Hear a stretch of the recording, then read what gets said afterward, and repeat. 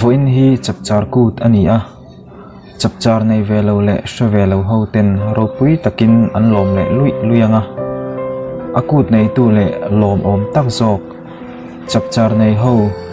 thingtlang mi te ro chu kan sarkar hian lom na sum pe ve heklo an chapchara chuan thlan tlaphul kain na an thok le nge yang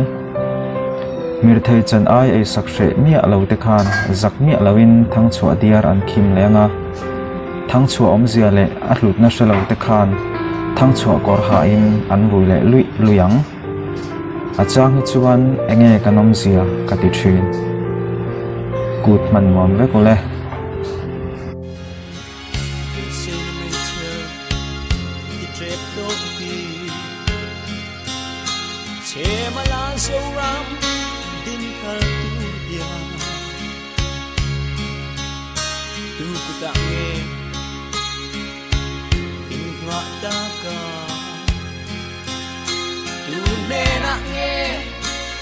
lần ta